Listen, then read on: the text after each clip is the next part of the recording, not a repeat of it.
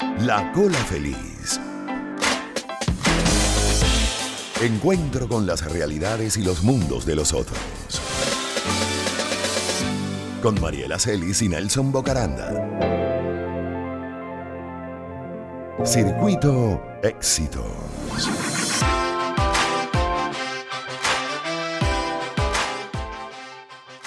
Amigos, bienvenidos de nuevo a La Cola Feliz y me toca el placer, porque es un placer entrevistar y hablar con Leonardo Buña, que es economista, magíster en Economía Internacional, especialista en finanzas internacionales, consultor en planificación estratégica y calificador de riesgo. Yo creo que estas dos virtudes, consultor en planificación estratégica y calificador de riesgo, se ponen ahorita a valer más que nunca. Además, Leonardo, a darte la bienvenida, debo decirte que te felicito por la conferencia que diste en Ben&Cham, porque es lo más completo, junto a la que escuché de las academias nacionales, los más completos discursos, conferencias, tratado, conversación sobre la crisis actual del coronavirus y sus efectos en distintas áreas, entre ellas la económica. Así que de verdad te felicito. Y debo decir para arrancar que el director del Fondo Monetario Internacional para el hemisferio, que es el hemisferio occidental, que es Alejandro Werner, aseguró que reconstruir la economía en Venezuela será una tarea monumental, pues afirma que el país ha tenido una década de retroceso. Y él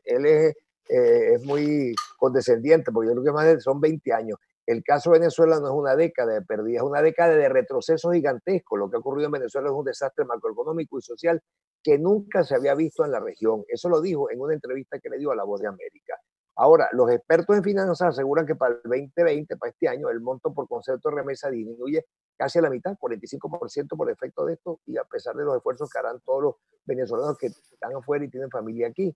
Y otro, producto del COVID y la contracción económica mundial, se estima que caerá en 3%, la nuestra, la norteamericana 5%, toda América Latina 5,5% en promedio. Por ende, las remesas se van a reducir dramáticamente, afectando a Venezuela y a todos los países latinoamericanos que reciben remesas. Pero hay receptores en la diáspora venezolana de Brasil, Perú, Colombia, Chile, Estados Unidos, Europa, España. Bueno, hay demasiados temas. Yo quisiera conversar contigo básicamente lo que nos cambia, porque en la conferencia magistral que diste en Ben&Cham hablaste inclusive del cambio de los movimientos viajeros, de los aviones, del turismo, de cómo se... Así que por donde tú quieras arrancar, empezamos, porque creo que hay que poner los pies en la tierra ante esta situación que va para largo y pareciera que va a ser mucho más. Bueno, mira, yo creo que lo primero que tenemos que comentar, creo que arrancamos por Venezuela en todo caso y luego hacemos un periplo global. Yo creo que lo primero que podemos comentar es que hemos visto cómo aumenta vertiginosamente el número de casos de contagios por COVID-19 en Venezuela, lo que implica que pareciera que el confinamiento se inició mucho antes de lo que debía hacerse, y digo mucho antes porque confinar la economía, aplicar aislamiento y cuarentena social, implican eso necesariamente cerrar la economía y por lo tanto profundizar los niveles de contracción económica. El gran dilema y el debate en todas partes del mundo y en América Latina es aplanar la economía o aplanar la curva de contagio o salvar la economía. Porque en la medida que tú como gobierno quieras aplanar más la curva de contagio para que no colapse el sistema de salud, en esa medida tendrás que contraer más la economía y en esa medida tendrás que tener tú como gobierno mayor capacidad fiscal, mayor holgura y espacio fiscal para poder atenuar los impactos de la contracción económica, los impactos de la profundización de la crisis económica. Y entonces en el caso venezolano vemos como tenemos ya casi 3 meses de confinamiento y sin embargo la curva de contagio se continúa aumentando, es decir que más allá de aplanar la curva de contagio, se apuntala la curva de contagio. En consecuencia, esto significa que sin duda se va a extender mucho más el confinamiento en Venezuela y se va a profundizar mucho más el nivel de contracción económica, porque hay una relación directamente proporcional entre el aplanamiento de la curva y la contracción del nivel de actividad. Y tú lo acabas de comentar. Venezuela acumula al cierre de diciembre de 2019 24 trimestres consecutivos de contracción en su nivel de actividad. Solamente en el año 2019 se contrajo 35%, acumula 70 puntos de caída en el año, entre el año 2013 y diciembre de 2020, y para que te quede claro, Hoy el Producto Interno Bruto de Venezuela, la producción interna territorial de bienes y servicios de la economía, se calcula más o menos en 70.000 millones de dólares y era 350.000 aproximadamente 5 años atrás. Hoy el Producto Interno Bruto, para que tengas idea, de República Dominicana son 89.000 millones de dólares. República Dominicana como economía es más grande que Venezuela ahorita. Guatemala tiene un PIB de 86.000 millones de dólares, es más grande que Venezuela en este momento. Ecuador tiene un PIB de 107.000 millones, más grande que Venezuela. ¿Cuánto es Ecuador? Ecuador 107.000 millones de dólares el PIB de Ecuador. Y no estoy mencionando las economías más grandes. Chile, Colombia, México. Con Colombia solamente son 320.000 millones aproximadamente. Es decir, Venezuela se ha empequeñecido. La economía venezolana hoy es una economía raquítica y esto es producto de un proceso de contracción económica muy importante que se inicia en el año 2013 y que nada tiene que ver con las sanciones económicas que se iniciaron en diciembre de 2017. En consecuencia, lo que te quiero contar es que la contracción económica para el 2020, más allá de COVID-19, se estima que va a estar entre 20 y 25 puntos. Esto significa una contracción acumulada del PIB venezolano contra diciembre de 2013, que va a estar por encima del 80%. O sea, es algo sin precedentes históricos y Venezuela se convierte entre la economía más pequeña de toda América Latina, repito, por debajo del tamaño de Panamá, que son 126.000 millones de dólares, por debajo de República Dominicana, por debajo de Guatemala, que es la economía más importante de Centroamérica, y por supuesto varias veces por debajo de México, Chile, Colombia, Perú, Argentina, Brasil, que son las economías más grandes y prósperas de América Latina. En consecuencia, la situación es sumamente grave porque tú hablabas también de las remesas y ciertamente para este año 2020 estamos estimando, Nelson, que las remesas podrían llegar cercanas a las 4.000 millones de dólares, beneficiando casi el 40% de la población. Y lamentablemente, es muy triste decirlo, que la cifra que tú acabas de comentar es correcta, se reducen las remesas para este año casi en un 50%, porque el desempleo en los Estados Unidos es más o menos un 25%, se estima que va a llegar más o menos a 37, 38 millones de desempleados, el volumen de desocupación en Estados Unidos, y 42% de ese volumen no va a encontrar trabajo el próximo año, porque las empresas desaparecieron o porque los cargos que desempeñaban los trabajadores también fueron anulados o desaparecieron como consecuencia del teletrabajo y las nuevas prácticas a través del uso de medios digitales. En otras palabras, lo que te quiero decir es que el grueso de desempleados que hoy piden ayuda económica al Ministerio del Trabajo en Estados Unidos, más o menos está en afroamericanos, se concentran en afroamericanos y en latinoamericanos. Y Venezuela tiene una colonia importante, tanto en el estado sur de la Florida como en el estado de Texas. En consecuencia, bueno, se afectan los guatemaltecos, se afectan los colombianos, se afectan los salvadoreños que están en Los Ángeles, los dominicanos que están en New Jersey, Nueva York, y los venezolanos que están en el sur de la Florida y que están en el estado de Texas, exactamente en la ciudad de Houston. Entonces, bueno, vamos a ver una caída importante en la remesa, que hoy es fuente de promoción del consumo privado, y hablo de un impacto de 35-40% de la población venezolana.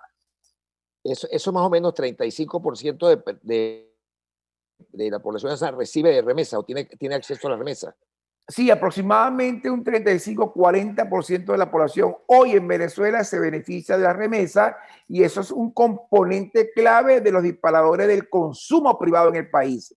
Cuando hablamos de qué elementos afectan positivamente al consumo, hay dos muy importantes. Uno, el proceso de dolarización transaccional que hay en la economía venezolana, donde se llenó la economía venezolana de dólares en efectivo. Una parte proviene sin duda de actividades lícitas, de actividades legales, como la exportación de bienes y servicios, etcétera, pero otra parte viene de actividades que pertenecen a la economía subterránea, a la economía de sombra, oscura, delictiva, a las prácticas de criminalidad, narcotráfico, contrabando de extracción, etcétera, y eso también nutre de dólares a la economía venezolana. El otro disparador del gasto del consumo en Venezuela, sin duda, son las remesas, que para este año se esperaban llegaran cercanas a los 4.000 millones de dólares, y eso tristemente no va a ocurrir como consecuencia de que las principales economías del mundo, que incluye España, Colombia, Perú, Estados Unidos, especialmente Estados Unidos, los niveles de contracción suponen altos niveles de desempleo. Para que tengan idea, la Organización Internacional del Trabajo y CEPAL están estimando que el impacto en el empleo mundial de COVID-19 va a estar cercano al 43% de la población económicamente activa en el mundo. Y esto puede llevar los niveles de pobreza, como así lo ha anunciado la ONU, a indicadores de carácter bíblico. Estamos hablando de una contracción, una pérdida, pero un aumento de la pobreza crítica y extrema en niveles de casi 500 millones de nuevos pobres en el planeta. 500 millones, esta cifra de que 500 millones de nuevos pobres. Estamos hablando de catástrofe. Recuerda que la ONU no es un organismo muy religioso, ¿no? en su retórica. Y ellos están hablando de unas consecuencias de carácter bíblica, donde una contracción del 5%. Y mucho menos misericordiosos. Mucho menos. Y entonces, sin embargo, escuchar a uno hablar de catástrofes, de consecuencias bíblicas, es algo realmente impresionante hoy día. Y ellos hablan de que una contracción del 5% en el ingreso en personal disponible a nivel global va a significar 135 millones de nuevos pobres. Si es 10%, puede llegar casi a 300 millones. Y si la caída, que es la más probable, llegue a 20% del ingreso en caída, podemos hablar de 500 millones de nuevos pobres, con 249 millones expuestos al riesgo de inanición, al riesgo de hambruna en el año 2020. Bueno, te puedes imaginar que a eso se une indudablemente las posibilidades reales de enviar remesas a nuestros países. América Latina se va a ver muy afectada porque toda Centroamérica más o menos contabiliza ingresos al año promedio de 5.000 millones. En el caso dominicano son 7.000 millones las remesas. En el caso de México son 25.000 millones al año que recibe, y Venezuela, que apenas está comenzando a enviar gente afuera y que tiene 5 millones, pero que no están empleados todos ni tienen estabilidad laboral, hasta el momento son 4.000 millones. Pero la población venezolana, una vez que esté estabilizada económicamente en el exterior y se mantiene la diáspora, hay un potencial por encima de los 10.000 millones en los próximos 5 años. En este momento hablamos del 45% o 50% de caída, con un impacto muy grave en el consumo privado en Venezuela, porque, repito, es un disparador importante, sí, dada la caída en el ingreso petrolero que tenemos en el país. Ahora, decías antes 5.000 millones de República Dominicana, ¿verdad? Eso es lo que decías. No, 7.000 millones, 7.000 millones de República Dominicana, y en promedio, cada país de Centroamérica, un promedio que está alrededor de 5.000 millones de dólares aproximadamente, ¿no? Sí, El Salvador, por ejemplo, El Salvador es gravísimo. El Salvador es un país que se contrae 6 puntos este año, porque hay casi 1,5 millones de salvadoreños que viven en la ciudad de Los Ángeles y que envían casi 5.000 millones de dólares en remesas. Honduras son 10.000 millones, pero el promedio de la región más o menos son 5 o 6.000 millones, y te podrás imaginar el impacto que va a generar esto en Centroamérica. Pero el caso venezolano realmente es muy dramático por el empequeñecimiento de la economía venezolana y la falta de capacidad económica, holgura fiscal del gobierno para atenuar los impactos de la contracción económica. Y lo grave es que ya toda América Latina, Nelson, y esto tenemos que hablarlo y decirlo, comenzó ya un proceso de reapertura. Se está abandonando la fase de confinamiento, aislamiento y cuarentena social para iniciar se comienza a reabrir las economías latinoamericanas, y va a ser la única Venezuela la que no se va a abrir, porque iniciamos el confinamiento mucho antes de tiempo, y ahora, sí, cuando tenemos ya casi 3 meses de confinamiento, de cuarentena, la curva de contagio más bien está aumentando de manera geométrica. Algo increíble. Claro, porque es que algo, bueno, es decir, se está desnudando con esto al gobierno, que nos ha mantenido unas cifras tímidas, exitosas, ya inclusive en el Worldometer de coronavirus de la Universidad de Johns Hopkins y todo, no aparecen los casos diarios, no dan en cuánto están los casos, más nada, pero no añaden nada porque se demuestra que las pruebas que se han hecho, los equipos para probar, los kits de prueba, no son los mejores y además que producían 60, 70 pruebas, después llegaron a 400, dicen ellos, pero claro, si tú llegas a 4.000 te sale 10 veces más y lo haces apenas 100 te salen 4 o 5. Entonces, todo esto se está desnudando y lo que nos indica que vamos a tener momentos peores que lo que hemos tenido hasta ahorita. Dios quiera que no crezca esta pandemia como se puede visualizar. Sin embargo, Nelson, te comento algo, ¿no? Con el respeto y con el dolor que significa el fallecimiento, ¿verdad?, de vidas humanas en Venezuela y en el mundo. Lo más grave de esto es que estamos acabando con la economía mundial, con la economía latinoamericana y en particular la más débil y frágil, que es la economía venezolana.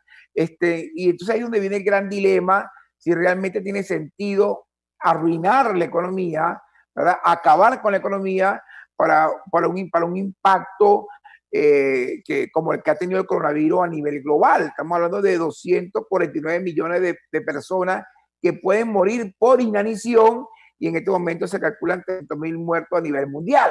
Entonces tú te pones a analizar, yo sé que hay un tema ético, moral, religioso sobre dejar morir personas, pero la realidad es que estamos hablando de casi 300.000 muertos en el mundo, comparado con un potencial de 249 millones de personas que pueden morir por hambre, por inanición, como consecuencia de este confinamiento global que ha significado un elevado shock de oferta y de demanda. Lo grave de Venezuela, y esta parte sí es muy crítica, y estamos todos de acuerdo, es que en la medida que un gobierno quiera aplanar más la curva de contagio para que el sistema de salud pública no te colapse, en esa medida tendrá que cerrar más la economía, en esa medida tendrá que entender que más se profundiza la crisis económica y por lo tanto, viene la parte importante, tendrá que disponer de mayor capacidad económica, holgura fiscal, espacio fiscal, para con políticas de compensación social